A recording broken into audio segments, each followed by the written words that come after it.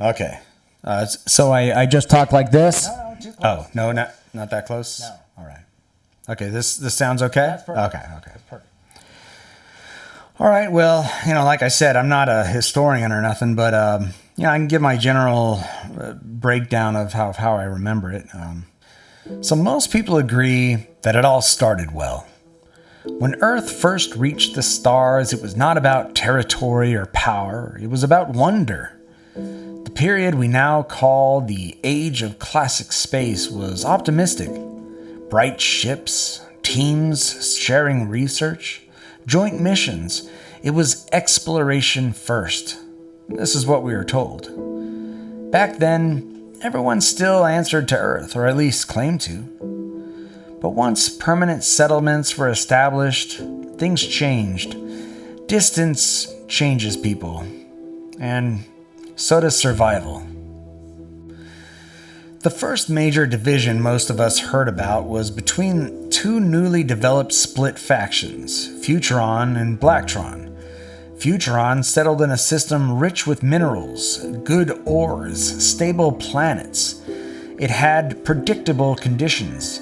They developed advanced transport technology and efficient mining operations. Blacktron ended up in a cluster that was not nearly as forgiving. Fewer resources with harsher planetary environments. Trade was supposed to balance that out, but trade rarely stays fair. From what most people understand, Blacktron started intercepting shipments. Redistributing is what some of their sympathizers still call it. Futron called it piracy. Earth called it destabilization. This is when the first space police unit was formed to regulate and tackle mediation. From what people say, sides were taken. Officially, they were peacekeepers. Unofficially, opinions vary.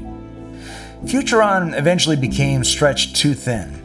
New energy materials were discovered and strange magnetic substances that could power ships more efficiently. To manage that, they formed Imtron, a specialized group focused on energy extraction and transport. Blacktron did not take that well, seeing this as another resource power grab. By then, they themselves had expanded into an additional group people referred to as the Blacktron Future Generation. They had sleeker ships, more advanced infiltration tactics which provided faster strikes and more organized operations. The original Space Police needed additional support, so Earth commissioned the so-called Space Police 2. It had some better ships, a stronger presence, and more authority. From there, it became a cycle. Every time someone specialized, someone else adapted. Now, when extreme ice worlds were discovered, a new faction was created to form Ice Planet 2002. 2002, of course, being shorthand for the local coordinate system. Cold environment specialists ran operations to establish satellite grids and orbital relays. This is when things became more complicated. Blacktron's internal divisions ended up producing another split called Spirius, a faction focused on surveillance, robotics, and infiltration. They were supposed to gather intelligence quietly. They didn't remain quiet. Futron responded with another faction dubbed Unitron, which focused on counterintelligence, advanced transportation, and a modular fleet capable of its own defensive crafts. You may have heard about the famed Starhawk 2. By this point, everyone understood everyone else's capabilities. It became less about open war and more about technological brickmanship. We call that period the Great Standoff. No one truly won, it just eroded trust across the board. Now, during this time, Ice Planet discovered something unusual about one of their tidally locked worlds. Rare crystal growths would manifest during its melt cycles. That led to Aquazone, which were deep water exploration specialists. Of course, rivals followed. The Aqua Sharks formed almost immediately, allegedly as independent operators. After that, further adaptations for other deep ocean worlds came the Hydronauts, then Aqua Raiders, and eventually contact with the aliens' Stingrays. The oceans became as contested as the trade lanes. Some say that's when we stopped pretending that this was purely about exploration. Somewhere in the middle of all this, Earth funded Explorians. It was pure science, the search for various life origins. They were archaeology specialists. It was back to non-military exploration, though much of their research was kept internal.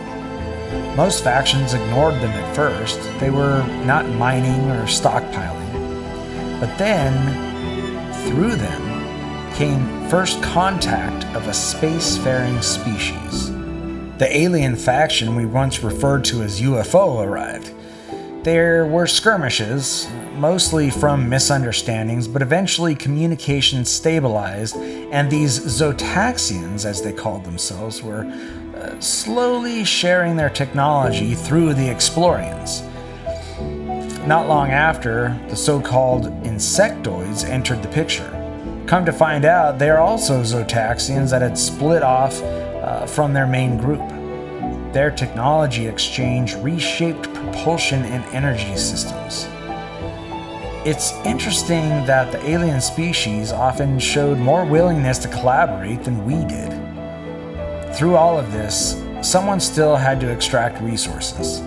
The Rock Raiders became essential across faction lines. They didn't concern themselves with politics. Resources were resources.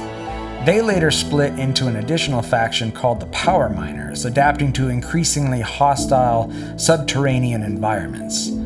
Some people say the miners understood the system better than anyone.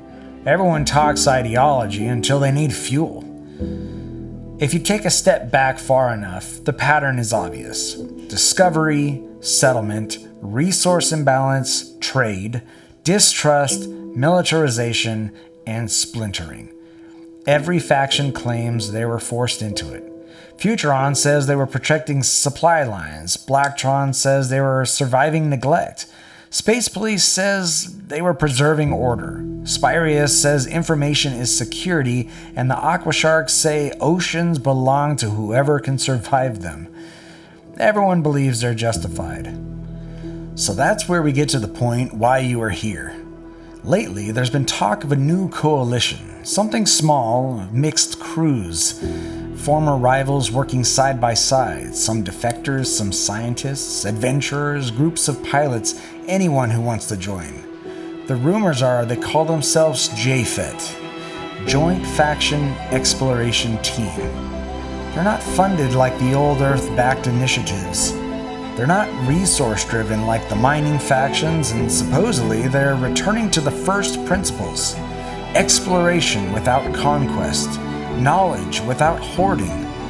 I don't know whether it's idealism or naivety, but I do know this. The age of classic space was not perfect, but it was hopeful. Maybe hope is what we lost. If this new group can restore even a fraction of that, perhaps history does not have to repeat itself. So what do we do now? Well, united, we explore.